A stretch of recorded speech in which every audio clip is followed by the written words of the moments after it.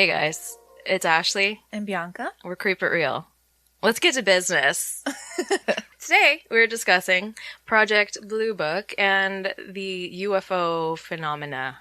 That's almost something I never know what to say. I think it's phenomena. Phenomena? Because it's multiple. Multiple. And, looking into it in a more sort of scientific way, or maybe we could just say the most skeptical way possible. Mm-hmm. Of the UFO phenomenon, the official statement from the Air Force is the description of the object or its motion cannot be correlated with any known object or phenomenon. So for those of you who don't know, Project Blue Book was a series of systematic studies of unidentified flying objects conducted by none other than, what Ashley just said, the U.S. Air Force. I have a good way of ruining everything, don't I? So Blue Book had 3 goals. First was to determine if UFOs were a threat to national security. Second was to scientifically analyze any UFO-related data. And I think all of that should be put into quotation marks, because I don't know that that was actually the case, to be honest with you. Right. They were to determine if UFOs exhibit any advanced technology which the U.S. could utilize, which is a little audacious, because if that's the case, what makes you think that you're getting your lowly human mitts on it just because you're studying them? Yeah. So it all started in 1952, and a termination order was given for the study and all activity under its auspices in December of 1969. All activity ceased officially in January of 1970. Supposedly. Yeah. Thousands of U.S. reports, 12,618 to be exact, were collected, analyzed, and filed under the project, and it was determined that there was nothing anomalous about UFOs. The Project Blue Book officers were stationed at every Air Force base in the nation, and they were responsible for investigating all the reported sightings and getting reports to the Blue Book headquarters at Wright-Patterson Air Force Base. Shout out Dayton, Ohio. All right. That's where I was stationed. You're such a little name dropper. Who are you trying to get in with here? Nobody. I'm not in the Air Force anymore. Thank goodness. So, however, the USA... Because... What? Then you probably wouldn't live here. That's why. Well, yeah. I don't mean to be like, I mean, I'm glad you're not in the military regardless, to be honest. You're glad I'm here with you. Yeah. So, however, the United States Air Force gives the following summary of its investigations. The bulk of the investigations, as interpreted by Blue Book officials, was that most people see what is not actually extraterrestrial crafts, but bright stars, balloons, satellites, comets, fireballs, conventional aircraft, moving clouds, vapor trails, chemtrails, reflections, mirages, searchlights, birds, kites, spurious radar indications, fireworks, and the last one, flares. Okay. Just about every possible thing that could be in the sky, other than something that we can't explain. Right. No UFO reported, investigated, and evaluated by the Air Force was ever an indication of threat to our national security. There was no evidence submitted to or discovered by the Air Force that sightings categorized as unidentified represented technological developments or principles beyond the range of modern scientific knowledge. I call bullshit on that already. And there was no evidence indicating that sightings categorized as unidentified were extraterrestrial vehicles. Of course, you can't ever It was concluded that most of them were misidentifications of natural phenomena, which... Ashley just... Listen up. Can I just say this? If you're an experienced pilot who flies around in the skies all the time... You don't know what clouds are. Yeah, what are the chances that you see fucking clouds and planets and other things in the sky on a daily basis that you're not going to just be like... This is a cloud. You're gonna go make a fool of yourself to all your little friends. Yeah. Saying you saw something crazy in the sky. Course. Give me a break. I'm gonna... Okay, I'm worked up already. Here we are. According to the National Reconnaissance Office, a number of the reports could be explained by flights of the formerly secret reconnaissance planes U-2 and A-12. A small percentage of UFO reports were classified as unexplained even after stringent analysis, and of the 12,618 reported sightings, only 701 are still classified as unidentified. I did the math. That's about 5%. Which, that's still... Yeah. There's something to be said for 701 unidentified sightings. The UFO reports were archived and are available under the Freedom of Information Act, but names and other personal information of all witnesses have been redacted. I did read the actual file. There's a literal whole page that's just black. What's new? But many people, myself included, felt the good old Air Force wasn't divulging all it knew and was presenting a really well-crafted presentation to the public, which who would have thought? Right. So it all started with Kenneth Arnold, but we're going to get into that in just a moment. So before we do, we're going to talk a little bit about some of the things that were going on during World War II. There's a well-known story about a war correspondent's interview with an Air Force major on VE Day, which was the day that all Allied forces celebrated their victory in Europe in 1942, where the major told a number of stories to journalists about what he called flying saucers. He said, "Suddenly, they'd be on our wing, 6 or 8 of them, flying perfect formation." The major told the skeptical newsman, "You turn and bank, they turn and bank. You climb, they climb. You dive, they dive. You just couldn't shake 'em. Little dirty gray aluminum things, 10 or 12 feet in diameter, shaped just like saucers. No cockpits, no windows, no sign of life. When the things got tired of the game, they would just take off into space and disappear, flying at the most incredible speeds, 5,000 miles an hour or more." Which, that sounds pretty incredible. Who knows what those are?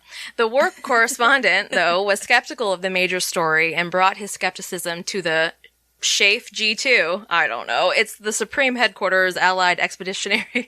Here we go again. Expeditionary Force Intelligence Officer. Like we've talked about in Operation Paperclip, can we cut those down a little? Because you just... I feel like you're just trying to sound too important for your own good. Who, this SHAFE G2, confirmed he knew about the reports of the flying saucers and that they were so extremely secret that they were in an eyes-only file for very select people.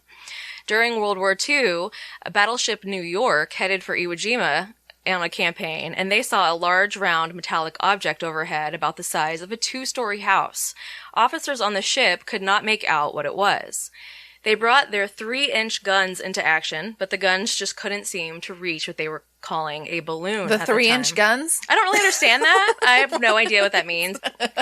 The New York's destroyer then began shooting at the object with its 5-inch guns. Oh, maybe the big ones. And they also could seem to do no damage to the balloon, quote unquote. At that point, the navigator, who had been asleep, woke up and after doing some calculations, told the captain, "Sir, if it were possible to see Venus at this time of day, it would be exactly where that balloon is." Okay. So after a while, these unidentified objects began to be known as foos among pilots. Not to use the Cholo terminology, foo. What's up, foo? Oh, that. Okay. Also, this little Venus story is going to make its appearance later on. It seems to be a popular theory for flying saucers for some reason. Okay. So often on bombing missions, pilots would see strange lights that followed their bombers. And sometimes these foos darted around, and other times they seemed to fly in formation. I literally can't stop thinking about Cholos. Oh, God. You and Adore Delano can go sit on a cloud and talk about this, but I'm talking about flying saucers. All right? Several pilots reported seeing Foo fighters during combat. The rumors around the barracks were that these Foo fighters were just another Nazi secret weapon. But in the entire war, not one single glowing craft was ever shot down or captured. But at the same time, there was not one report of one of these crafts harming or causing damage to any aircraft or personnel. So if it were a Nazi secret weapon, what was its objective, other than maybe collecting data, which just doesn't seem like the Nazi way? No. While the foos were seen far and wide, eventually the Air Force officially stated that they never actually existed, or they were hallucinations. Oh. Hallucinations! Who am I, Carol Burnett? I don't even know if that's what should... But regardless, they were shared by a shit ton of people. Oh, and I just find that to be kind of funny. Silly. Yes. However, there were many Allied pilots that kept meticulous detail of their sightings. Good. And they had begun to theorize that the things were being operated by some kind of intelligent control. And if you're going to ask somebody, you should probably ask the people who are actually encountering these things on a regular basis and not their bosses sitting in an office somewhere being skeptical and not wanting to make the Air Force look stupid. When the strange crafts began to be sighted all around Sweden in 1946, there was a little bit of hysteria that spread over Europe, with concerns these were just some kind of new Nazi war weapon that had been lying in wait to cause ultimate destruction. Except, with all the coverage, no harm was ever reported to have been caused, so that was obviously not the case. The Daily Mail sent an investigator to look into the sightings, and he found that all the witnesses shared the same description. These crafts were shaped like cigars, they shot orange or green flames out of their tails, they traveled at an altitude between 300 and 1,000 meters, and they were about the same speed as an airplane, and they made no noise aside from a slight whistling sound. Mm-hmm. Basically, it was my nose flying around. Yeah, for sure. Back in those days, the Air Force almost seemed like it wanted to share with the public what they were discovering up there in the skies, which is a huge shift from what they evolved into after the first big sighting that pretty much started the whole thing, as talking Project Blue Book, which was essentially the Air Force. They officially became the debunker of any and all things UFO. Yeah, absolutely. So, Project Blue Book began as Project Sign in 1947 on the heels of the very first UFO, quote-unquote, flying saucer sighting, which, as we just said, is not necessarily technically true, but right. Continue on. Like Ashley said, preceding Blue Book from 1947 to most of 1948 was the Air Force's, yay, Project Sign, used to investigate unidentified flying objects, and their final report ended up stating that while some of the UFOs appeared to represent actual aircraft, there was not enough data to determine their origin. Project Sign was initiated by the Technical Intelligence Division Air Materiel Command under the authority of a letter from the Deputy Chief of Staff. Initially, the opinion of those involved with the project was that UFOs were most likely. The results of the study, which is in stark contrast to what we'll find towards the end of Project Blue Book. Mm-hmm. The results of the study reviewed in the report are based on data derived from 273 incidents, 30 of which were non-domestic, so which were in other countries. Mm-hmm. Thank you for that. No, my pleasure. Sorry. Based on the possibility that the objects really were unidentifiable and unconventional types of aircraft, they made a technical analysis and grouped them into 4 classifications according to their configurations. First was flying discs with very low aspect ratio aircraft, torpedo or cigar-shaped bodies with no wings or fins visible in flight, like Ashley just described, spherical or balloon-shaped objects, or balls of light. I know so many people who have seen balls of light. Mm-hmm. In February of 49, Project Sign completed the evaluation of all 243 UFO sightings that had been submitted to them. And the conclusion of Project Sign was that there was no definite or conclusive evidence yet available to prove or disprove the existence of these unidentified objects as real aircraft of unknown and unconventional configuration. Furthermore, the report states, it is unlikely that positive proof of their existence will be obtained without examination of the remains of crashed objects. After the almost 2-year-long project that was called Project Sign came another, also quite short-lived project called Project Grudge. What are they trying to be? A horror movie? Project Sign changed to Project Grudge at the request of Research and Development, but as we've learned by now, these clandestine government programs always change their names so they can distribute money and conduct business without oversight and whatnot. Or also, this one is just a fake sham, in my opinion. So I don't even know if they even care. But let's continue. So it succeeded Sign in February of 1949 and was intended to investigate UFOs as well.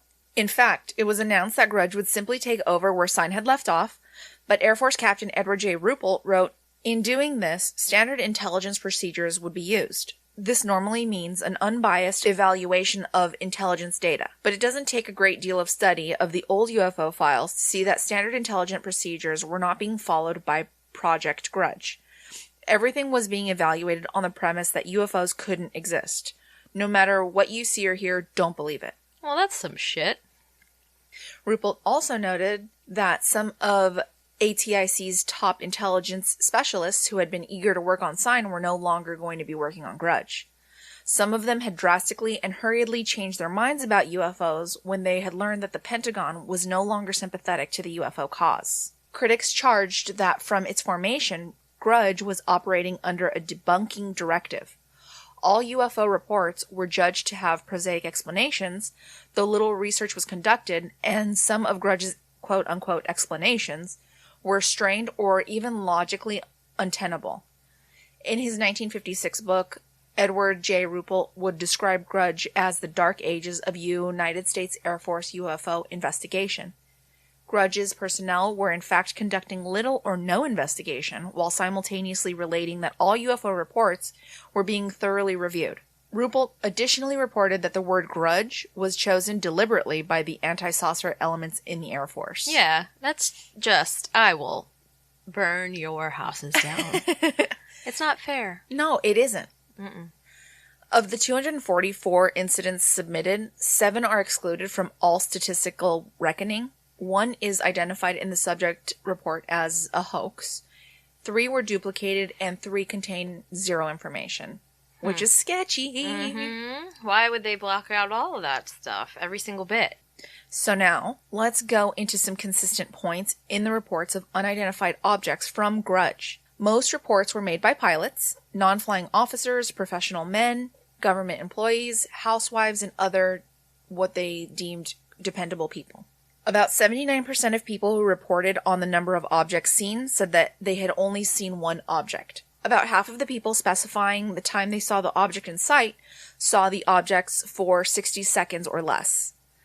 Of those who estimated the distance of the object, 2/3 judged it to be more than a mile away. 90% also thought that it was more than 1,000 feet high.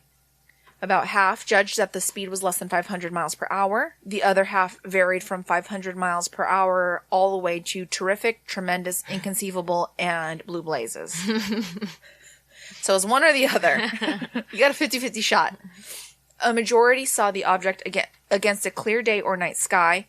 2/3 as many observations were reported as night as in the day. And the most popular hours were from noon to 5 and from 7 p.m. onward. Only 6 observations were made from 5 p.m. to 7 p.m. They're night owls? They're night owls. Okay. And they don't like to be flying during dusk? I don't know. There's too many mosquitoes out. Oh, that's what it is. Over half described the object as either round, disc-shaped, spherical, or circular. The majority of observers did not specify the object's size, but of those who did, over half said that it was less than 10 feet in its largest dimension. Many compared it with a dime, a lamp, a dot, a weather balloon, a baseball, and the list goes on. Well, that's okay. Right? Okay. I guess because it's so far away. If it's high in the sky, it just seems smaller. Mm-hmm. The words used by observers to describe the appearance of the identified objects fall into... They were unidentified, mind you. That's the whole point. That is the point. The words used by observers, unidentified objects, fall into a surprisingly uniform pattern. The objects were usually reported as being far away, small, bright, and without distinctive shape. They were usually seen against a clear sky and were frequently seen for less than a minute. They're shy. They are shy. They're shy. It is obvious that it would usually be impossible for observers to reliably make estimates of the speed, distance, or size of such objects. It is also not possible to estimate the distance of a small bright object against a clear sky. Like Sign, Grudge thought that the vast bulk of UFO reports could be explained as misidentified clouds, stars, sundogs, conventional aircraft, or the like of misunderstood earthly technology. What's a sundog and where can I get one? I want a sun puppy. You think you do. Oh, I know. And then you got to take care of it. You got to clean up after. You got to teach you how to pee outside. It's terrible. However, unlike Sign, which thought some UFOs might have an extraordinary answer, Grudge's personnel thought the remaining minority of reports could be explained away as normal phenomena. Grudge began a public relations campaign to explain their conclusions to the general public. Project Grudge issued its only formal report in August of 1949. Though it's over 600 pages long, the report's conclusions stated, there is no evidence that objects reported upon are the result of an advanced scientific foreign development, and therefore they constitute no direct threat to the security. In view of this, it is recommended that the investigation and study of reports of unidentified flying objects be reduced in scope. Headquarters AMC, Air Materiel Command, will continue to investigate reports in which realistic technical applications are clearly indicated. It is apparent that further study along present lines would only confirm the findings presented herein. It is further recommended that pertinent collection directives be revised to reflect the contemplated change in policy. All evidence and analysis indicate that reports of unidentified flying objects are the result of misinterpretation of various conventional objects. You dummies. A mild form of mass hysteria and war nerves. You crazies. Individuals who fabricate such reports to perpetrate a hoax or to seek publicity. You narcissists. Or psychopathological persons. You psychos. Not long after this report was released, it was reported that Grudge would soon be dissolved. Despite this announcement, Grudge was not quite finished. A few personnel were still assigned to the project, and they aided the authors of a few more debunking mass media articles. Oh, you pieces of Grudge. In 1952, The Grudge was renamed to Project Bluebook, whose objective was investigating sightings, evaluating the data, and releasing the findings to the appropriate media via the Secretary of the Air Force Office of Information. Okay. So it's doing the same thing that Sign and Grudge were doing. Yes, it's not anything new. Which is nothing new. Nothing. And at that point, Grudge became known as what is now known as Project Bluebook. Both Project Grudge and Sign concluded the report by recommending that the Air Force limit the scope of the project, and then this project was started. Okay, so that's not promising. So we talked about Kenneth Arnold earlier in the episode, and you'll finally get to know who in the hell this guy is. The first real, quote-unquote real, flying saucer. Mm-hmm. On June 24th, 1947, a day that was described by Kenneth as a real pleasurable day for flying. Golly gee. The air was so smooth, he took off from the Chehalis, Washington airport in his personal plane and headed for Yakima, Washington. His trip had been delayed for an hour by a search from a large Marine Corps transport aircraft that supposedly went down near or around the southwest side of Mount Rainier. He climbed to an altitude of 9,200 feet and reported that there was a DC-4, which is a 4-engine propeller-driven airplane, to his left and rear about 14,000 feet. After about 2 or 3 minutes, he said a bright flash reflected on his airplane.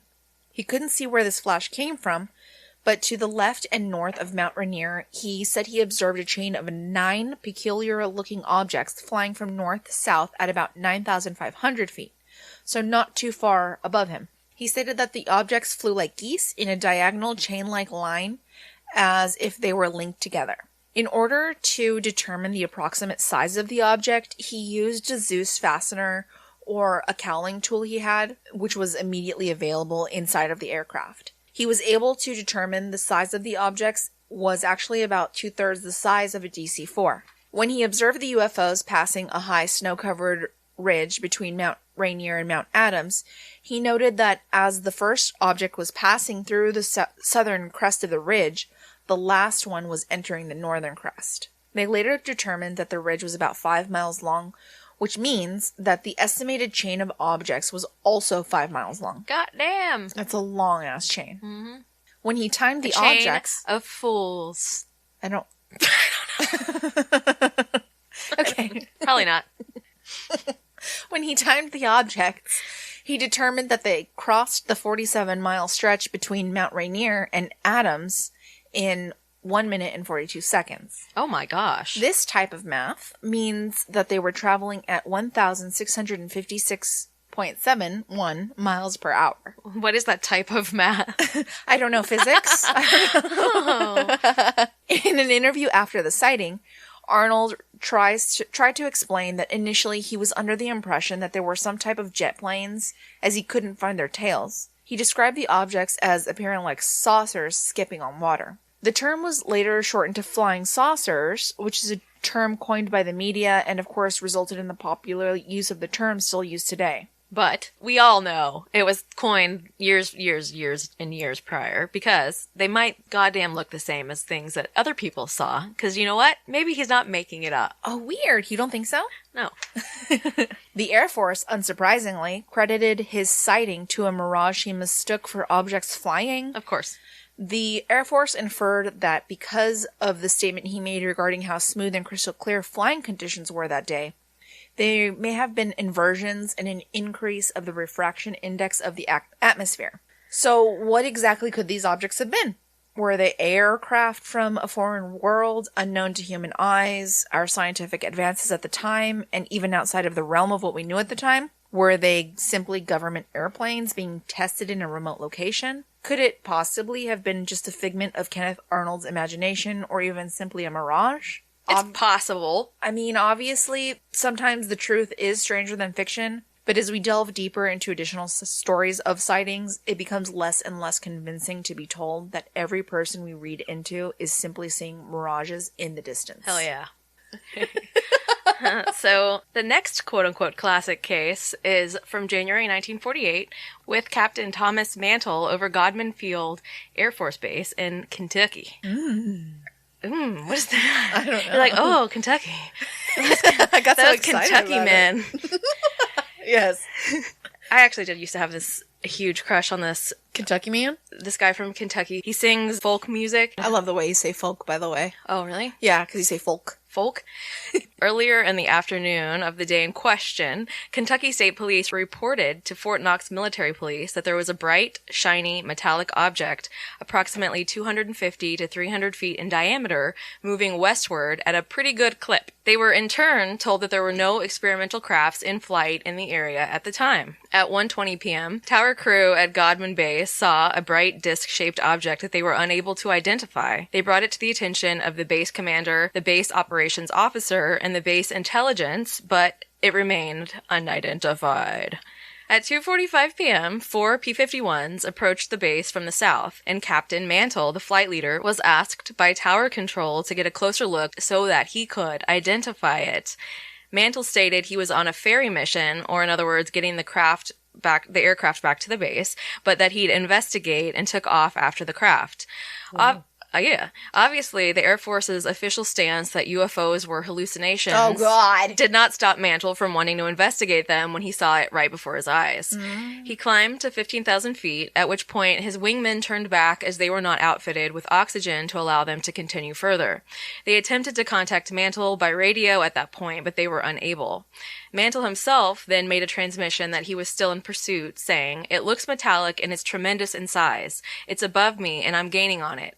I'm going to 20,000 feet." Holy shit. Those were his last words. His wingmen saw him disappear into the stratospheric clouds for a few seconds, and then he was crashing down to Earth and was killed instantly, unfortunately. Oh my god.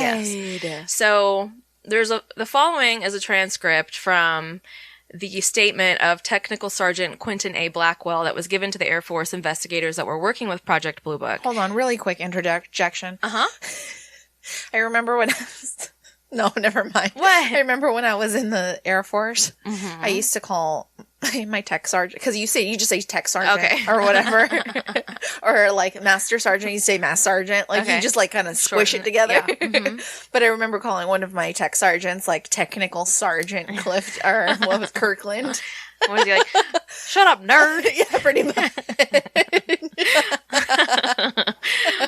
So this sergeant, Quentin A. Blackwell, he's talking about the day in question and how he had been notified that there was an unusual type of aircraft in the vicinity of this one base in Mansville, Kentucky. It's the Air Technical Information Command's opinion that Mantle died from oxygen starvation. So he went too high, he had a lack of oxygen, and then he crashed down to Earth because he lost all of his oxygen. You're going too fucking high up, dude. But he had equipment that was allowing him to get to a certain point. I've read conflicting reports about that, how much he had. The Air Force's official statement was that Mantle had unfortunately been killed while trying to reach Venus. Here we are again with that Venus thing. They were now officially claiming that the enormous, moving, metallic aircraft seen flying over the city by citizens, highway patrol, and Air Force pilots alike was the fucking planet Venus, who, like a sneaky little bitch, lured Captain Mantle to his death, as it's wont to do. As Venus is the planet is wont to do. Okay. So Venus was at a magnitude of negative 3.4 that day, which made it 6 times brighter than the sky. And perhaps the movement of the clouds could make the illusion of rapid movements of Venus to explain the movement of the craft reported. Yeah, but No. I feel like as an Air Force pilot, you go through some kind of training. Yeah. That you're not going to go chase after Venus and die. Yes. Yeah. And also, people in town saw it, too. It wasn't just him climbing high in the sky with his plane. Jesus. So it's also unlikely that Venus, by the high degree of sky brightness with its proximity to the sun, would be able to be clearly identified from the ground or even 15,000 feet in the sky with an unaided eye. Yeah. Yep. There are rumors about Captain Mantle's body, whether it had been found with strange wounds all over it, or whether they had to force the family to have a closed casket funeral, or if they were even able to find any trace of a body at all among the wreckage of his P-51. According to Captain Arthur T. Jelly. It's probably not, is it, Jelly? I have no idea, but all I gotta say is I don't think you're ready for this jelly. This jelly, everyone.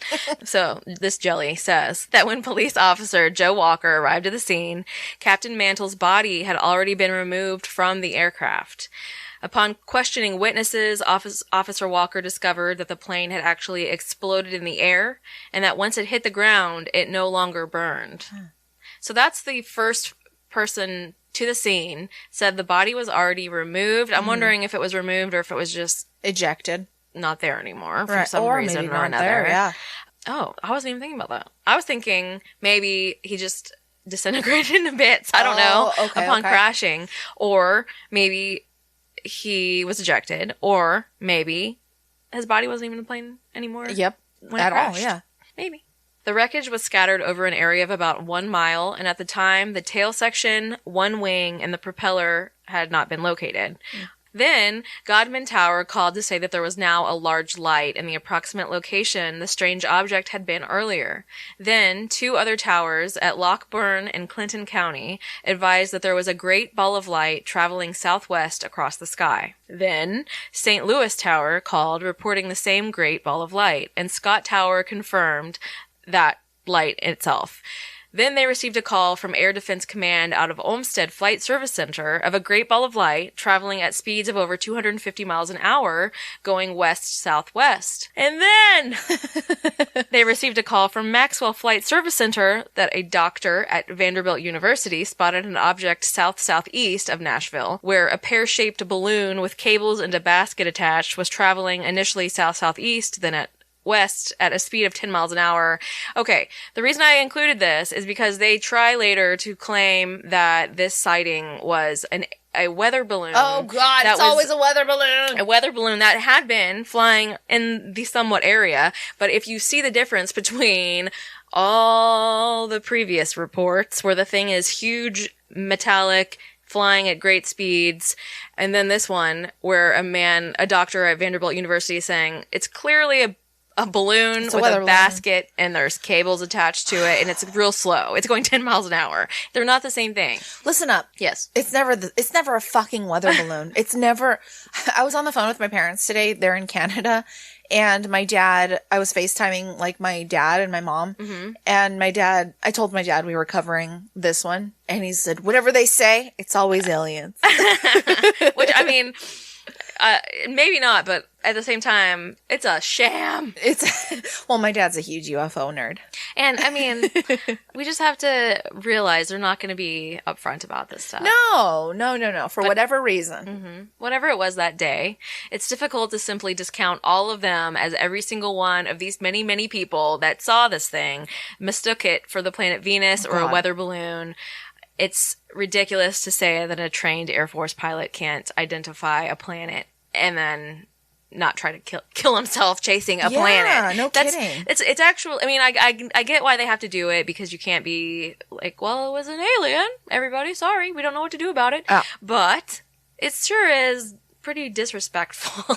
It is. Yeah, I think it's you're disrespectful to be like, this crazy pilot thought he was going after an alien and he was chasing a planet that was not really doing anything. Nope. Okay. So, the next encounter that we're going to discuss is one that I've been interested in a while. We could probably do a whole episode about it, but we're not.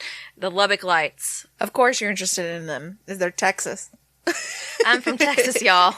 I don't know if you knew. One of the first nationally recognized UFO sightings, repeatedly seen over Lubbock, Texas in the summer of 1951, described like a string of beads in an almost perfect half circle, a crescent formation, each containing between 20 and 30 lights that were seen by over 100 witnesses, and it was them Lubbock Lights. Which, sorry everyone that lives in Lubbock, it smells like cow farms, and it's like sulfur. My brother went to college there. That's called a ranch, actually. It's called a ranch. I've lived near ranches. It's something beyond that. There's something, I think, near there. Someone who lives in Lubbock can tell us. There's some place near there. That's probably like a, what are they called? The pig places? I don't know. They call... Pig farm? No. They call them something where they actually farm the manure. Oh. That pigs excrete. Oh, I'm not really sure what it is that stinks up there. I don't know. I'm sure somebody could tell me. I'm sure. So these encounters were given more credence than most of the earlier sightings due to the high caliber of its witnesses. 4 Texas Tech college professors witnessed the phenomena, and their testimony was further substantiated by yet another professor and a PhD student, on top of very good photographic evidence, making it difficult to brush aside the testimony as coming from, essentially, uneducated redneck hicks, as they were trying to say was the case in most of the UFO encounters. Over the course of 3 weeks, these men saw 12 separate flights from these mysterious lights, and that was just the ones that they documented. They said there was actually probably more, but officially documented there was 12. It started on August 25th in 1951, when a Professor Ducker, Professor Burt, and Professor Robinson were at Robinson's home relaxing and observed the illuminated quote-unquote string of beads whip across the sky. Now, these were all professors of science at Texas Tech. Dr. A.G. Burt was a chemical engineer, Dr. W.L. Tucker was the department head and petrol engineer, and Dr. Robinson was a geologist, and all were thought to be more quote-unquote credible than other witnesses. Which I can understand, but also that's kind of silly. Yeah. Ducker, I mean, on one hand, if you're going to say they're scientists, so they try to think with the most logical way possible, then okay, fine. Ducker later said that they felt no shock waves as they would if a craft was moving at those speeds in the lower atmosphere, and that it had to be in the stratosphere, 50,000 feet above the Earth or higher. He admitted that had he not been in the company of other witnesses, he would have likely not even come forward. Wow. All 3 men agreed that the beads took about 3 seconds to pass them in the sky, figuring that at that remarkable pace, they would be going about 1,800 miles an hour if they were a mile high. If they were at 50,000 feet, they would have to have been going about 18,000 miles an hour. Holy fuck. The men also said that they were unable to determine a definite shape of the object due to its speed, but that each one of those little beads gave off a glow of reflective light. Although the men witnessed the lights 12 separate times over a 3-week period or more, every single night that they attempted to set up equipment to gather information to more accurately attempt to photographically capture, measure, and study the lights, they did not show up, which is very reminiscent of Skinwalker Ranch. We have to get that on a shirt, dude. What's up with this aspect of sightings? Do they have a level of intelligence, awareness, etc. that we do not know about that prevents them from being captured for scientific purposes, or what? Is it just a crazy coincidence? So, from these series of observations, the following facts were obtained. There was no sound that could be attributed to the object, which is definitely strange. Especially if it's going that fast. Right. There were 2 or 3 flights per evening from these objects. The period between flights was about 1 hour and 10 minutes. The color of the lights was blue-green. There were about 15 to 30 separate lights in each formation. The first 2 lights observed were a semicircle of lights, but in subsequent flights there was no orderly arrangement, so they kind of got out of arrangement for some reason. And There was no apparent change in the size as the object passed overhead. And also, I mean, maybe I'll talk about it in a little while, but they've discovered later that the lights, actually each individual light that made up the formation moved around actually while it was flying. So, but they kept that perfect formation. How weird. And they figured that out based off of how much light they were giving off, because they all gave off different amounts of light. And then they, photographed it and studied it later. It was very scientific. So they noticed that these things always appeared at about 50 degrees in the south or southwest. They never gradually came into view or disappeared. So they just kind of stayed. I don't really understand how that's possible. I don't really understand. They followed a rough schedule, beginning sometime around 9:20 p.m. and then appearing every hour and 10 minutes until 3 flights had passed overhead. What the hell is going on here? Really? What are they doing? They tried to determine if there was any form between the lights by discerning if they could see stars between them, but they were unable to due to their speed, obviously. But to me, it sounds like they are all little separate crafts making this formation. Mm-hmm.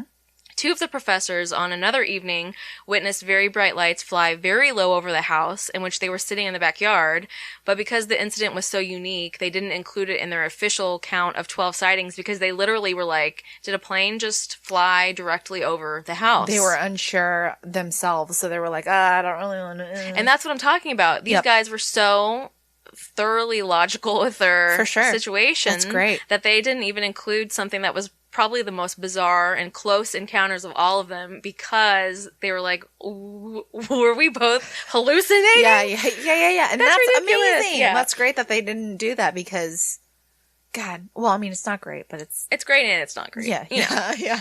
But they fully believe something weird is going on. So anyway, so we talked a little bit about this Edward J. Ruppelt earlier, but he led the Air Force's Project Blue Book and is by all accounts the first quote-unquote professional UFO investigator who investigated the Lubbock lights. Around this time, a student came forward with a photo that he said he had captured of the lights, and though Ruppelt never said that they were fake, he did say he and the student encountered much difficulty further capturing their own photos in the short time that the lights had been appearing. But like I just said, why does it seem like anytime someone's trying to scientifically capture evidence of paranormal phenomena, it's impossible. It's impossible. Yeah. And, I've known people who have said, that's because it doesn't exist. And I'm like, okay. Okay, guy, go back to, what was it that you said about the people on Reddit? Milady. Go back to miladying people on Reddit, please. Because the person I think about whenever I say that would absolutely milady people on Reddit. So it just fits so perfectly.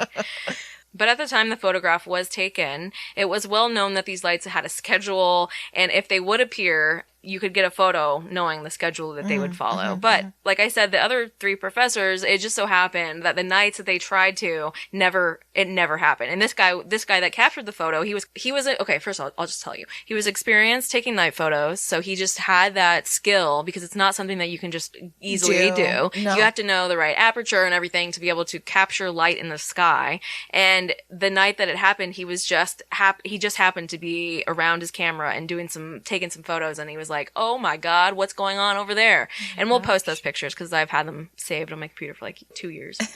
So, investigators came to Lubbock from November 6th through the 9th for a very thorough 3-day investigation where they interrogated many witnesses. A conference was held with the professors, and they signed a sworn statement about what they saw. They were not taking this lightly. The photographer who got the good picture was interrogated, and they found no sign of a hoax and found his story believable. Wow. His photos were investigated by the Associated Press and Life magazine, and it was the opinion of both of these entities that the photos were not a hoax. That said, the professors were a little dubious about the photos for a few reasons. They said, one, they never witnessed the lights in a V formation as they are shown in the photos, which contradicts other people's accounts, but they themselves never saw them that way. Oh, and to be honest, the photographer himself said that the lights appeared to him in a U formation, but once he developed the film, the photos captured made it look like a V, so it's possible it's just kind of an angle type of thing, but who knows. And then the professors also felt that the objects that they saw were not bright enough to be able to be photographed, but like I said, maybe they just don't have skills for that. Yep. Can't be experts at everything, professors. No. The Wright Air Development Center, physics branch, did an analysis on the photos, and they came to the following conclusions.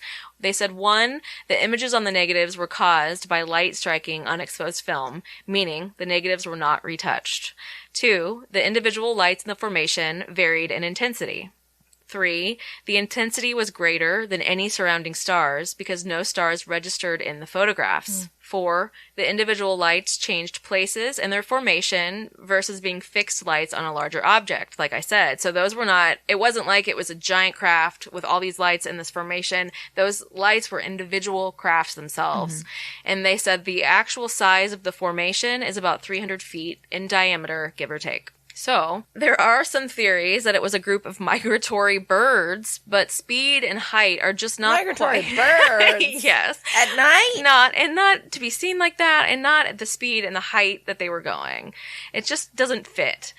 They would have had to have been flying incredibly low to appear to go that fast, and even then, I'm not sure it's possible for them to look like they're going thousands of miles an hour. What the fuck? They're fucking ducks. Come on. Or geese. Or geese, whatever, either one. But they're not going thousands of miles an hour. Plus, most of the accounts state that the lights moved from north to south and back again at a high rate of speed. Okay. Many people familiar with hunting ducks and geese dispelled that theory quickly, saying that whatever it was not distinguishable like ducks in the sky were, and they moved much faster. You would... Yeah. I just...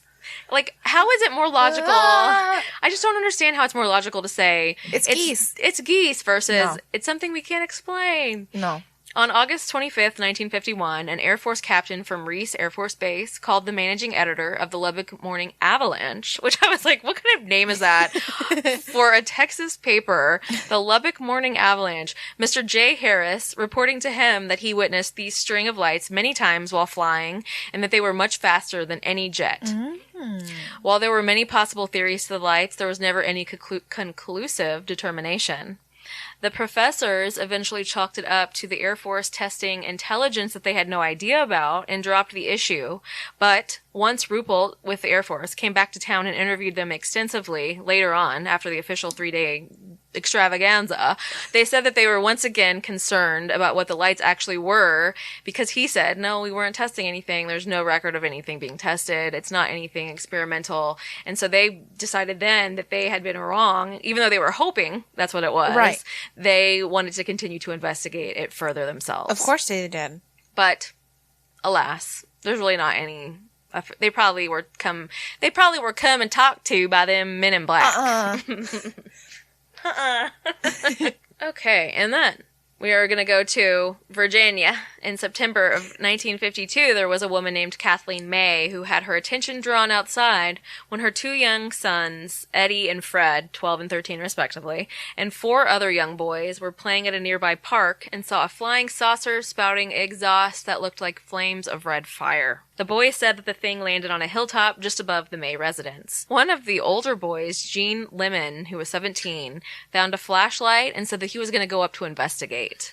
Eddie and Fred urged their mom, Kathleen, to accompany Jean, and somehow she agreed. Probably because she was like, you got kids are crazy. Yeah, go by. And off she went, and so did the children. And I was just like, all right, get it, girl. I mean, way to go. You have no fear. If you really, believe these kids, you're just like, I'm going to go encounter this alien. Yes. It took them about 30 minutes to travel through the thick brush that covered the hill, and the minute that Gene Lemon's flashlight hit the object, he screamed in horror, and the rest of the UFO expedition turned, fleeing back down the hill in a panic. When Gene's flashlight shone on the green lights he had assumed were the eyes of an animal, they illuminated a massive man-like figure with a red face and greenish eyes that blinked out at them from under a pointed hood. What the fuck is this? What the fuck? Okay.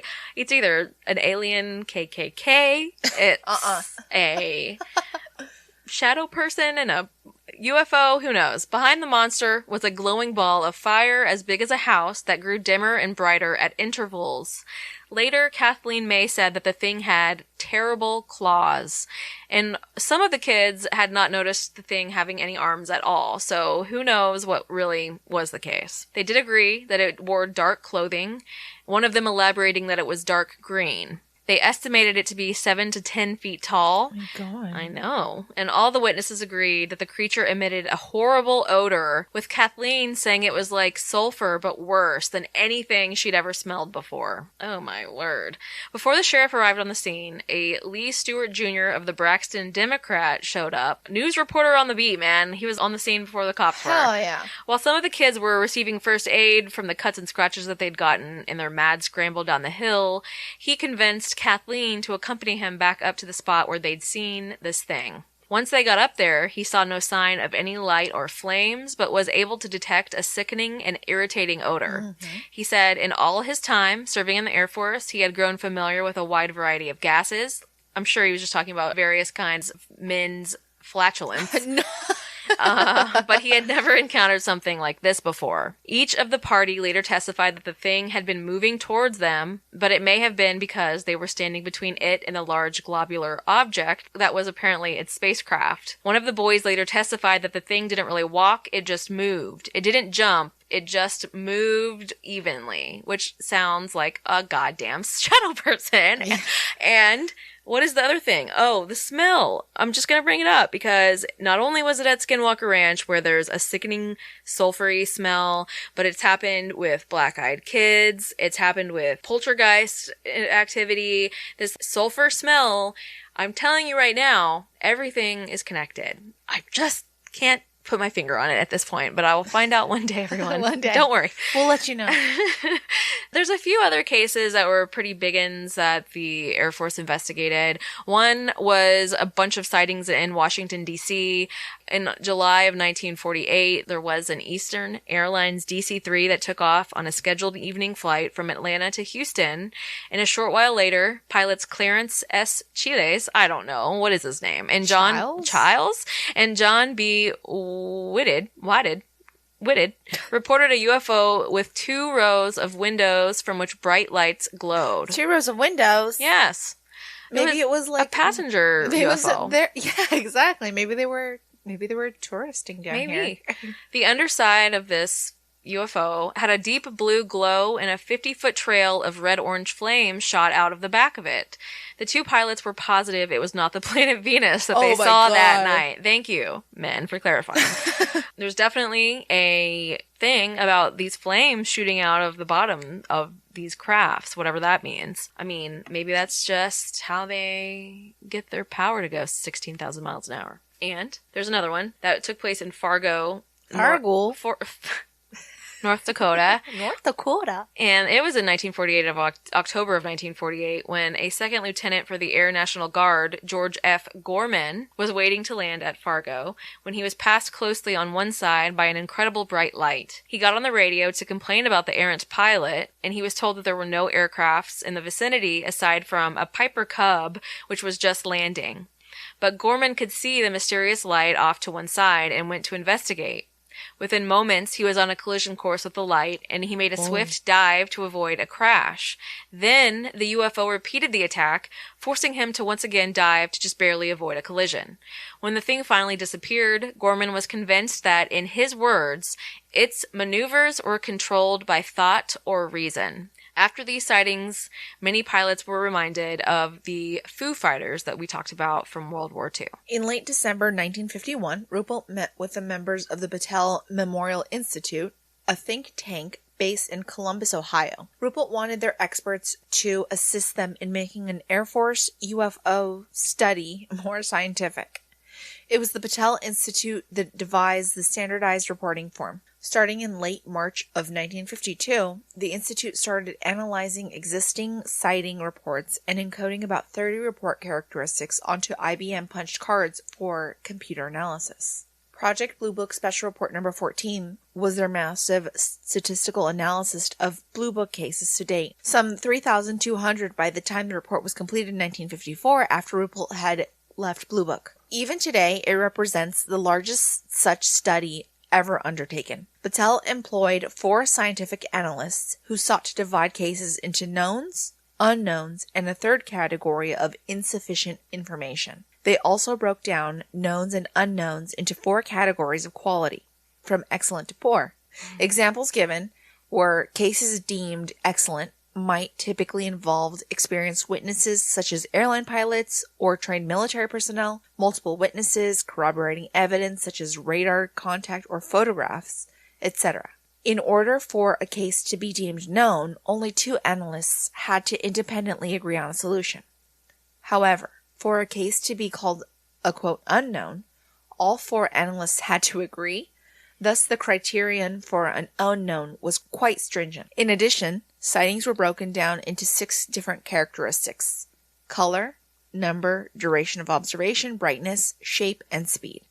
And then these characteristics were compared between knowns and unknowns to see if there was a statistically significant difference. When the Air Force finally made Special Report Number 14 public in October of 1955, it was claimed that the report scientifically proved that UFOs did not exist. Oh, thank goodness. Critics of this claim note that the report actually proved that the unknowns were distinctly different from the knowns at a very high statistical significance level. The Air Force also incorrectly claimed that only 3% of the cases studied were unknown, instead of what was actually 22%. They further claimed that the residual 3% would probably disappear if more complete data were available. Critics countered that this ignored the fact that the analysts had already thrown such cases into the category of insufficient information, whereas both knowns and unknowns were deemed to have sufficient information to make a determination. Also, the unknowns tended to represent the higher quality cases, like reports that had already had better information and witnesses. 5 years after the initial sighting by Kenneth Arnold, the Robertson panel was assembled. This was, of course, headed by Howard P. Robertson, who was an American mathematician and a physicist known most for his contributions related to physical cosmology and the uncertainty principle. Additionally, this panel included various physicists, meteorologists, engineers, and 1 astronomer, Joseph Allen Hynek. Wait, what's the uncertainty principle? The one by which I live my life? Yes. Okay. Most UFO reports, they concluded, could be explained as misidentification of mundane aerial objects, and the remaining minority could, in all likelihood, be similarly explained with further study. Sure, of course they could. Of course. Give me a couple more seconds to stare at that thing in the sky, Yep. and it not It's a allow cloud. me to capture it and study it in any scientific way, and I'll tell you, it's just A cloud. Venus. Venus. I'm your Venus. I'm your fire. Your desire. Baby. The Robertson panel recommended that a public education campaign should be undertaken in order to reduce public interest in the subject, minimizing the risk of swamping air defense systems with reports at critical times, and that civilian UFO groups should be monitored. Monitored? Yep. That's pretty serious. Yeah. That's, why would that be? I don't know, but That they seems- should be monitored. They're Seems like- terrorists. yeah, it seems like you're taking them a little Too too seriously seriously. for something that doesn't exist. Yeah. In their final report, they stressed that low-grade, unverifiable UFO reports were overloading intelligence channels with the risk of missing a genuine conventional threat to the U.S. I'm sorry, but what if there's a goddamn threat to the U.S. with a UFO? Absolutely. You pooches. Absolutely. Therefore, they recommended the Air Force de-emphasize the subject of UFOs and embark on a debunking campaign to lessen public interest. They suggested debunkery through the mass media, including Walt Disney Production, Walt, you piece of shit. and using psychologists, astronomers, and celebrities to ridicule the phenomenon and put forward prosaic explanations. Yeah, just get Charlton Heston to come out and say, "Oh my god, thinking about UFOs? What kind of sissy are you?" Furthermore, civilian UFO groups should be watched because of their potentially great influence on mass thinking. The apparent irresponsibility and the possible use of such groups for subversive purposes should be kept in mind. Are y'all monitoring ghost hunting groups out there too? So why are we monitoring civilian UFO groups if there's nothing to be monitoring? Are you also monitoring the Squatch groups and the You better be monitoring Skinwalker Zach groups? Bagans. Bagans. And are you monitoring me? It is the conclusion of many researchers that the Robertson panel was recommending controlling public opinion through a program of official propaganda and spying. I think we're of one of the many researchers. Yeah. They also believe these recommendations helped shape Air Force policy regarding UFO study, not only immediately afterward, but also to the present day. There is evidence that the panel's recommendations were being carried out at least 2 decades after its conclusions were issued. Stay out of my UFO business, the Air Force. The Air Force. I like how you put that in parentheses. Stay out of my UFO business, the Air Force.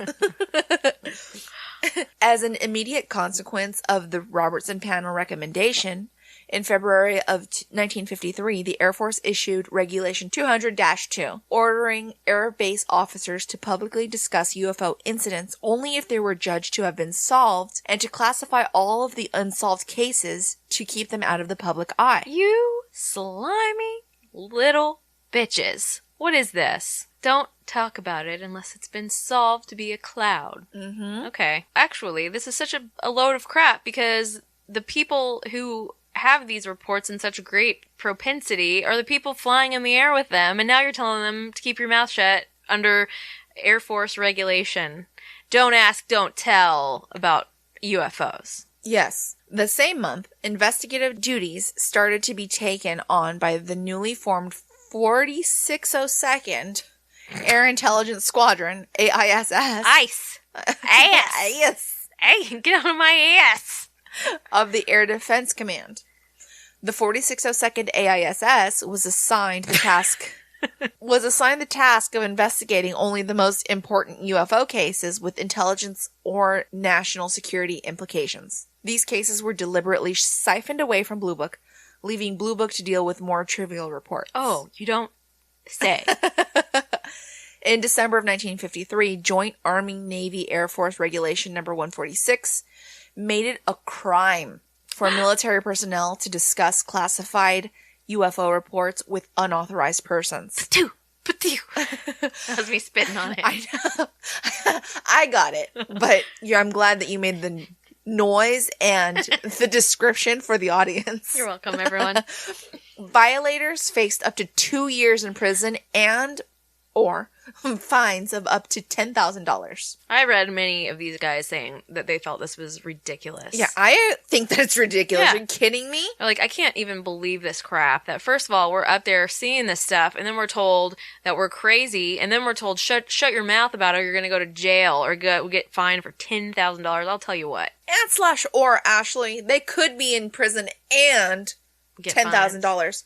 Or just $10,000. I'll tell you what. Ruppelt described the demoralization of the Blue Book staff and the stripping of their investigative duties following the Robertson panel jurisdiction. He said that a lot of the time, Ruppelt, maybe it was Hynek, that every time somebody started getting serious about their investigation, they were transferred to a different division altogether.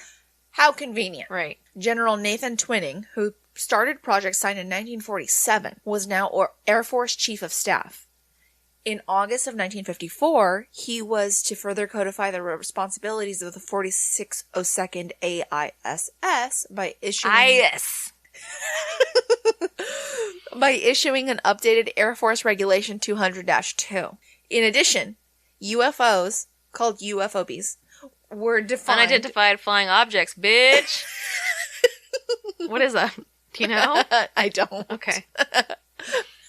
I like your definition, though. Were defined as any airborne object which by performance, aerodynamic characteristics, or unusual features does not conform to any presently known aircraft or missile type, or which cannot be positively identified as a familiar object. Investigations of UFOs was stated to be for the purposes of national security and to ascertain technical aspects. AFR 200-2 again stated that Blue Book could discuss UFO cases with the media only if they were regarded as having a conventional explanation. If they were unidentified, the media was to be told only that the situation was being analyzed. Blue Book was also ordered to reduce the number of unidentified to a minimum. So, how do you like that? I know that I hate it. I also read, and I'm just butting in here, that they were told, this is what it is. You're discussing it with your higher up. Well, I always say that. I have no idea who the stupid hootenanny names are. And they're just trying to discuss this in a scientific way, and then they're told, That was a balloon, John. Major John. Major John. That was a balloon, Major John. Get out of here. Hold on. You would use the last name. And you wouldn't say Major in that case. You'd just say the last name. General John Ginge. Nope. Nope. Let's just continue. Let's continue. All this work was done secretly. The public face of Blue Book continued to be the official Air Force investigation of UFOs, but the reality was that it had essentially been reduced to doing very little serious investigation, shocking, and had become almost solely a public relations outfit with a debunking mandate. Ugh, to cite one example, by the end of 1956, the number of cases listed as unsolved had dipped to barely a 0.4% from the 20 to 30% only a few years earlier. Because they told them, close those cases. Figure it out. I don't care how you do it, just do it. Say it's Venus. Or a weather balloon. Eventually, Ruppelt requested reassignment, and at his departure in August of 1953, his staff had been reduced from more than 10 to just 2 subordinates and himself. His temporary replacement was a non-commissioned officer, so a tech sergeant or a staff sergeant. Most who succeeded him as Blue Book director exhibited either apathy or outright hostility to the subject of UFOs. Oh, that's good. That's like a cold case detective. I fucking hate people who go missing. They're stupid and lazy. The people who go missing. Or were hampered by a lack of funding and official support. Great. UFO investigators often regard Ruppelt's brief tenure at Blue Book as the high watermark of public Air Force investigations of UFOs. And when UFO investigations were treated seriously and had support at high levels. Thereafter, Project Blue Book descended into a new quote-unquote dark ages, from which many UFO investigators argue it never emerged. However, Ruppelt later came to embrace the Blue Book perspective that there was nothing extraordinary about UFOs. He even labeled the subject as a, quote, space age myth. In March of 1954, Captain Charles Hardin was appointed the head of Blue Book. However, the 4602nd conducted most UFO investigations, and Hardin didn't object. Ruppelt wrote that Hardin thinks that anyone who is ever interested in UFOs is crazy. They bore him. Oh, good thing you're the head of Blue Book then. Beautiful. That just goes to show Absolutely. that they weren't taking it seriously. Absolutely. It was a puppet show, essentially. Yep. Okay, so a little while after that situation where Blue Book essentially just became nothing, even more than it already was, there's one of the most famous encounters with a UFO, the Kelly Hopkinsville encounter. It happened on August 12th, 1955 in Kelly Hopkinsville, Kentucky again. It was a normal Sunday night gathering at the McGahee's farm, which was being rented by the Sutton family. Teenager Billy Ray Sutton went out to get a drink from the well, and as he stood sipping on the water, he was shocked to witness a large, bright object land around 900 feet away from the farmhouse. He told his family, who were all initially unfazed. "Shut up, Billy, I'm listening to my stories." Stories. Their lack You're of that good. Their lack of interest took a turn, however, when they began to see little men less than 4 feet tall with long arms and large round heads descending on the farmhouse. They all testified later that the beings had glowing yellow eyes. They said they were extremely large orbs that seemed very sensitive to light. The whole family felt that it was the outside lights of the farmhouse that prevented the beings from entering, rather than the bullets that they were hammering at them with great abundance, because they were shooting the shit out of those little greenies. Which, according to one of the family members, the bullets were simply just bouncing right off these little men's nickel-plated armor. They said, although several direct hits were made on the aliens, they seemed to pop right up again and disappear into the darkness, away from the light. They said. A man named Taylor told investigators, "I knocked one of them off a barrel with my .22. I heard the bullet hit the critter and ricochet off. The little man floated to the ground and rolled up like a ball. I used up 4 boxes of shells on that little man." Billy Ray Sutton blasted one of them point blank with his shotgun. The alien simply somersaulted and rolled off into the darkness. What is this? The goddamn Cirque du Soleil aliens? Like, what's going on? As with the monster at Flatlands, West Virginia, the witnesses claimed that the aliens did not walk, but seemed to float towards them, which is exactly how everything else is described as moving that's paranormal. I mean, seriously. herky-jerky, or floating. The farmers battled the creatures for 4 fucking hours. Jesus. 4 hours. That's too long. Before racing in panic to the Hopkinsville police station for reinforcements. Chief Greenwell was convinced by the obvious hysteria of the 3 children and the clear terror of the 8 adults that they had been battling something on the farm. And it was well known that the Suttons weren't a drinking family, so they weren't just on some wild redneck bender. Chief Greenwell led more than a dozen state, county, and city police to investigate, and if it was needed, they were going to battle it out with these little bitches. On the way to the farm, the officers noticed a strange shower of meteors that came from the direction of the farmhouse, and one of the officers later testified that they had made a swishing sound when they passed overhead. Were these ladyboy meteors, or what? Oh, you are using ladyboy a lot, lady. But seriously, though, the lights flying across the sky making a swishing sound is also something that we've already heard tonight. And, you know, these police officers are not going to be sitting here thinking those far-off lights flying away in the distance are going to be a UFO. They're going to think they're meteors, but where in the hell did all these meteors come from?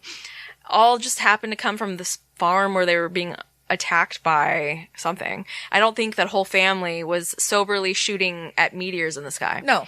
Investigators found no trace of a spaceship, little men, or anything of that sort, but they did find several peculiar signs and indications that something extremely strange had taken place on the farm. There were enough bullet holes that proved that the farmers felt that they were under threat enough to shoot the shit out of the farm. Because they did. Well, for 4 hours. I mean, this is like long fucking we're watching time. Justified or something. While these cases were quite notorious with the public, the Air Force investigators barely wanted to acknowledge their existence. Of course. The files on these cases were little more than news clippings and bitchy comments regarding the mental stability of the witnesses. When Dr. J. Allen Hynek wrote The UFO Experience in 1972, he presented his UFO category Close Encounters of the Third Kind, which describe confrontations between human and alleged aliens from landed, unidentified vehicles. He said that they, at the time, had over 800 sightings of that sort on file. Holy shit. 800! Now, this is just like every other thing we talk about that's paranormal, where I know skeptical people. I am skeptical too, but at the same time... What about aliens? Well, that's the only thing I'm not skeptical about. Well, regardless, 800 sightings, you're trying to tell me that even 700 of those are all faking it or crazy? Like, you're out of your mind if you're trying to sit here and tell me that of course we don't know, but it's just 800 people are lying. Some of those people are not lying, okay? Hynek admitted that when he had first heard of such encounters while working as a consultant on Project Bluebook, his natural prejudices caused him to completely disregard them immediately. But he now concedes that no scientist... Let me... Oh, I love this. He now concedes that no scientist should ever discard data simply because he doesn't like it. Can I get an amen? Amen.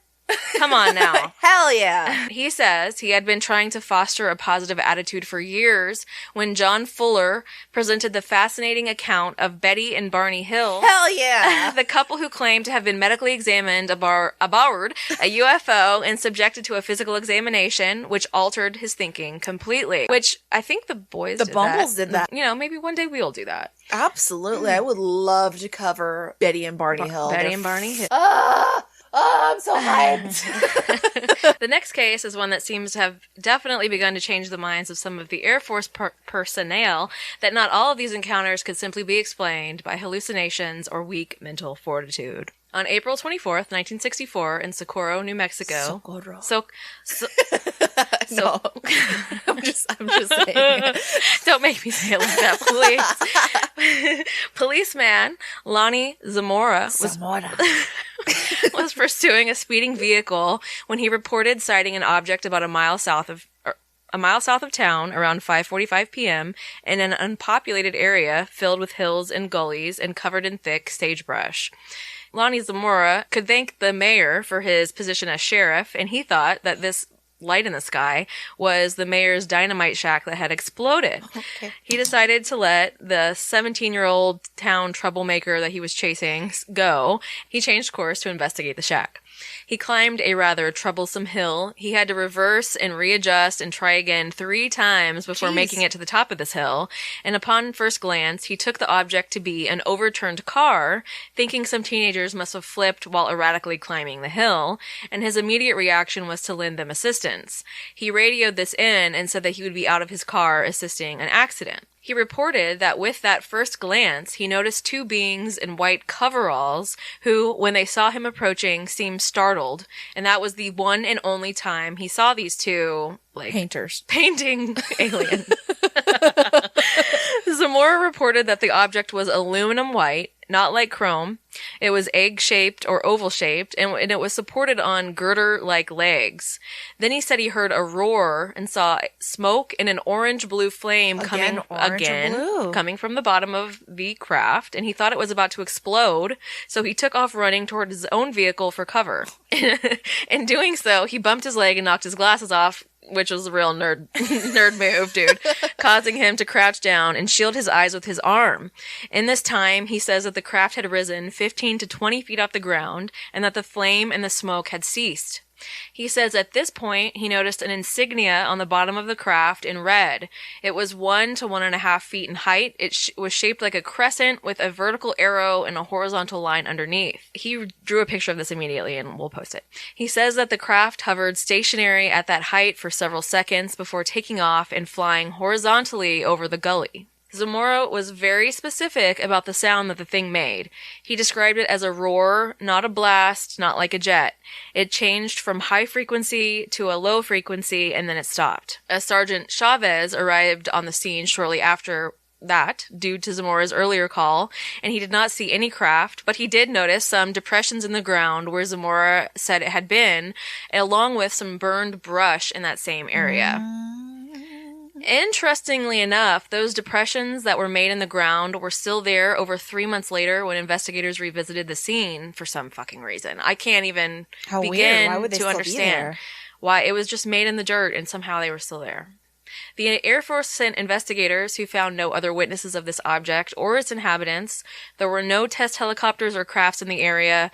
Radar operations had observed no unusual blips. There was really nothing unusual aside from some depressions in the ground and charred brush. Although investigators wanted to be able to discredit Zamora or chalk it up to a hoax, they simply could not find one person in town that gave an even less than positive review of Zamora and his character, and they didn't feel that anyone in town would be able to pull off such a hoax without leaving any bit of evidence for them to find. Because, like I said, it was in the 50s. It wasn't like this is not some high-tech time. Mm-hmm. They discovered and they found literally nothing, no evidence whatsoever, because they were thinking, what if someone set off a balloon to go fly off in the sky the minute this guy climbed up a hill? But there was nothing left behind whatsoever, and Zamora had the run of the town. He didn't have a set schedule. He just was chasing a car, and this happened to be right around the hill. That same time, yeah. They discovered that initially following the incident that Zamora first asked his superior if he should call his priest, and his second comment was that he resented the whole thing because it caused him to not fill his quota of speeders that day. Oh, what a fucker. Yeah, he's that kind of guy. What a motherfucker. They said he was a very simple man. He was not crazy with imagination. He liked to catch speeders, and that was it. That was it. Yeah. So it wasn't like he was just prone to flights of fancy. The overwhelming opinion of investigators and the townspeople is that it was some kind of war games test, though there was officially nothing of that sort going on at the time. Doesn't mean there wasn't at all, but there was nothing officially. Mm-hmm. The only other possible witness to the event was a man just traveling through town who stopped at the gas station to fill up his car. He told the attendant, "Your airplanes like to fly awfully low around here. One liked to knock me off the road just south of town." The attendant answered, "Oh, we have a lot of helicopters flying around here." And the man said, "If that was a helicopter, it was the damnedest helicopter I've ever saw. It seems he was in some sort of trouble because he landed just over the hill, and a little while later I saw a police car going out towards it." Which somewhat substantiated Zamora's story, but that was the one and only thing that they could find to substantiate it. But I mean, come on. That's just a stranger. He's not some townsperson. He was just driving through. He said he saw something fly over his car way too low, and then a police car drove right over to it. So, oh my God. Who knows? Captain George T. Gregory took over as Blue Book's director in 1956, and Gregory led Blue Book in an even firmer anti-UFO direction than the apathetic Hardin. Good. The 4602nd was dissolved, and the 1066th Air Intelligence Service Squadron was charged with UFO investigations. In fact, there was actually little to no investigation of UFO reports, and a revised AFR 200-2 issued during Gregory's tenure emphasized that unexplained UFO reports must be reduced to a minimum. They must be. One way that Gregory reduced the number of unexplained UFOs was by simple reclassification. Possible cases became probable, and probable cases were upgraded to certainties. Okay. By this logic, a possible comet became a probable comet, while a probable comet was flatly declared to have been a misidentified comet. Similarly, if a witness reported an observation of an unusual balloon-like object, Blue Book usually classified it as a balloon, with no research or qualification. Listen, Project Blue Book, I spotted something in the sky flying. It was silver. Yeah, it's a balloon. It was a balloon? Probably. Oh. Which means it definitely is. Yes. 100%. These procedures became standard for most of Blue Book's later investigations. Major Robert J. Friend was appointed... No friend to UFO research. Was appointed the head of Blue Book in 1958, and he made some attempts to reverse the direction Blue Book had taken since 1954. Friend's efforts to upgrade the files and catalog sightings according to various observed statistics were frustrated by a lack of funding and assistance. And heartened by Friend's efforts, J. Allen Hynek, who was a part of the Robertson Committee, organized the first of several meetings between Blue Book staffers and ATIC personnel in 1959. Hynek suggested that some older UFO reports should be reevaluated, with the ostensible aim of moving them from the unknown to the identified category. Hynek's plans came to naught. Sorry. You want me to repeat? No. Okay. During Friend's tenure, ATIC contemplated passing oversight of Blue Book to another Air Force agency, but neither the Air Force Air Research and Development Center nor the Office of Information of the Secretary of the Air Force was interested. In 1960, there were U.S. congressional hearings regarding UFOs, and Civilian UFO Research Group, NICAP, who is the National Investigations Committee of Aerial Phenomena, had publicly charged Blue Book with covering up UFO evidence, and had also acquired a few allies in the U.S. Congress. Blue Book was investigated by the Congress and the CIA, with critics, most notably NICAP, asserting that Blue Book was lacking as scientific study. In response, ATIC added personnel, increasing the total personnel to 3 military personnel plus civilian secretaries. Whoa. Getting out of control. And increased the Blue Book's budget. This seemed to mollify some of Blue Book's critics, but it was only temporary. A few years later, the criticism would be even louder by none other than Hynek himself. By the time he was transferred from Blue Book in 1963, Friend thought that Blue Book was effectively useless and ought to be dissolved, even if it caused an outcry amongst the public. Major Hector Quintanilla took over as Blue Book's leader in August of 1963. He largely continued the debunking efforts, and it was under his direction that Blue Book received some of its sharpest criticism. UFO researcher Jerome Clark goes so far as to write that by this time, Blue Book had lost all credibility. Physicist and UFO researcher Dr. James E. McDonald once flatly declared that Quintanilla was not competent from either a scientific or an investigative perspective, although he also stressed that Quintanilla should not be held accountable for it, as he was chosen for his position by a superior officer and was following orders in directing Blue Book. Was Major Hector Quintanilla previously the major of biscuits? Making biscuits in the kitchen? Why? And then they just transferred him over here as the head of Blue Book. Blue Book's explanations of UFO reports were not universally accepted, however, and critics, including some scientists, suggested that Project Blue Book performed questionable research, or worse, it was perpetrating cover-up. Heck yeah, it was. This criticism grew especially strong and widespread in the 1960s. For example, the many mostly nighttime UFO reports from the Midwestern and Southeastern United States in the summer of 1965, witnesses in Texas reported, quote, multicolored lights and large aerial objects shaped like eggs or diamonds.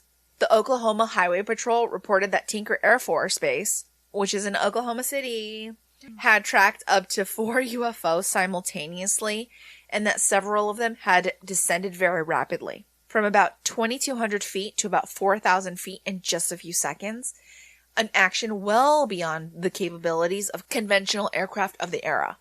John Shockley, a meteorologist from Wichita, Kansas, reported that using the State Weather Bureau radar, he tracked a number of odd aerial objects flying at altitudes between 6,000 and 9,000 feet. These and other reports received wide publicity, and Project Blue Book officially determined the witnesses had mistaken Jupiter or bright stars such as Rigel or Betelgeuse for something else.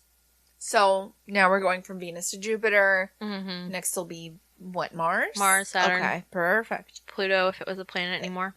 No, I think it is a planet. Oh, it's again? I think so. I don't know. We keep changing it. Blue Book's explanation was widely criticized as inaccurate.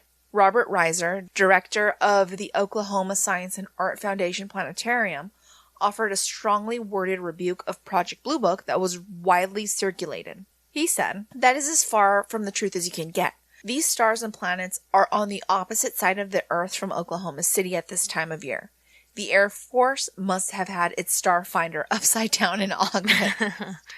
A newspaper editorial from the Richmond News Leader opinioned that attempts to dismiss the reported sightings under the rationale as exhibited by Project Blue Book won't solve mystery and serve only to heighten the suspicion that there's something out there the Air Force does not want us to know about, while a Wichita-based UPI reporter noted that ordinary radar does not pick up planets and stars. Right. That little detail. Another case that Blue Book's critics seize upon was the so-called Portage County UFO chase, which began at about 5 a.m. near Ravenna, Ohio on April 17, 1966. Police officers Dale Spower and Wilbur Neff spotted what they described as a disc-shaped silvery object with a bright light emanating from its underside at about 1,000 feet in altitude. They began following the object, which they reported sometimes descended as low as 50 feet, and police from several other jurisdictions were involved in the pursuit. The chase ended about 30 minutes later near Freedom, Pennsylvania, some 85 miles away. Damn, dude. The UFO chase made national news, and the police submitted detailed reports to Blue Book. 5 days later, following brief interviews with only one of the police officers, but none of the other ground witnesses, Blue Book's director, Major Hector Quintanilla, announced their conclusions. The police, one of them an Air Force gunner during the Korean War, had first chased a communication satellite, then the planet Venus. Oh, go fuck yourself, Quintanilla. This conclusion was widely derided, and police officers strenuously rejected it. In his dissenting conclusion, Hynek described Blue Book's conclusions as absurd. In their reports, several of the police had unknowingly described the moon, Venus, and the UFO, though they unknowingly described Venus as a bright star very near the moon. Ohio Congressman William Stanton said that the Air Force had suffered a great loss of prestige in this community. Once people entrusted with the public welfare no longer think the public can handle the truth, then the people in return will no longer trust the government. Well, you shouldn't anyway, though, to be honest. In 1966, a string of UFO sightings in Massachusetts and New Hampshire provoked a congressional hearing by the House Committee on Armed Services. According to attachments to the hearing, the Air Force had at first stated that the sightings were the result of a training exercise happening in the area, but NICAP reported that there was no record of a plane flying at the time the sightings occurred. Another report alleged that the UFO was actually a flying billboard advertising gasoline. My God. Easily confused with an unidentified flying object. So easy to confuse that. Raymond Fowler of NICAP added his own interviews with the locals who saw Air Force officers confiscating newspapers with the story of UFOs and telling them not to report on what they had seen. 2 police officers who had witnessed the UFOs, Eugene Bertrand and David Hunt, wrote a letter to Major Quintanilla stating that they felt their reputations were destroyed by the Air Force. I mean, yeah. They said, it was impossible to mistake what we saw for any kind of military operation, regardless of altitude. The irritated officers also wrote, adding that there was no way it could have been a balloon or a helicopter. According to the Secretary Harold Brown of the Air Force, Blue Book consisted of 3 steps: investigation, analysis, and the distribution of information gathered to interested parties. After Brown gave permission, the press were invited into the hearing. By the time of the hearing, Blue Book had identified and explained 95% of the reported UFO sightings. None of these were extraterrestrial or a threat to national security. Brown himself proclaimed, I know of no one of scientific standing or executive standing with a detailed knowledge of this in our organization who believes that they came from extraterrestrial sources. There's no scientific person in this organization because you filled it with bakers and golfers. Bakers and golfers. Experts at baking and golfing. Thank you for explaining what bakers and golfers are. Dr. J. Allen Hynek, who was, again, a science consultant to Blue Book, suggested in an unedited statement that a, quote, civilian panel of physical and social scientists be formed, quote, for the express purpose of determining whether a major problem really exists. In regards to UFOs, Hynek remarked that he has not seen any evidence to confirm extraterrestrials, nor do I know any competent scientist who has or believes that any kind of extraterrestrial intelligence is involved. So who knows? That doesn't sound very promising either. Criticism of Blue Book continued to grow through the mid-1960s. NICAP's membership ballooned to about 15,000, and the group charged the U.S. government with a cover-up of UFO evidence. Following U.S. congressional hearings, the Condon Committee was established in 1966, ostensibly as a neutral scientific research body. However, the committee became mired in controversy, with some members charging Director Edward U. Condon with bias, and critics would question the validity and the scientific rigor of the Condon report. In the end, the Condon Committee suggested that there was nothing extraordinary about UFOs, and while it left a minority of cases unexplained, the report also argued that further research would not likely yield significant results. So just don't bother. In response to the Condon Committee's conclusions, Secretary of the Air Force Robert C. Seamans, Jr. announced that Blue Book would soon be closed because further funding, quote, cannot be justified either on the grounds of national security or in the interest of science. Because, as you know, trying to figure out if there's life on other planets is just plain dumb. It's silly. The last publicly acknowledged day of Blue Book operations was December 17th, 1969. However, researcher Brad Sparks, citing research from the May 1970 issue of NICAP's UFO Investigator, reports that the last day of Blue Book activity was actually January 30th, 1970. According to Sparks, Air Force officials wanted to keep the Air Force's reaction to the UFO problem from overlapping into a fourth decade, and thus altered the date of Blue Book's closure in official files. Oh my God. We don't want it to go on too long, so we're going to make sure that it's 1969. What kind of nonsense is that? It's nonsense. But Blue Book's files were sent to the Air Force archives at Maxwell Air Force Base in Alabama, and Major David Shea was later to claim that Maxwell was chosen because it was accessible yet not too inviting. Okay. Ultimately, Project Blue Book stated that UFO sightings were generated as a result of 1. A mild form of mass hysteria, 2. Individuals who fabricate such reports to perpetrate a hoax or seek publicity. Liars. 3. We talked about this already. We did. 3. Psychopathological persons. Psychos. And 4. Misidentification of various conventional objects. Confusedys.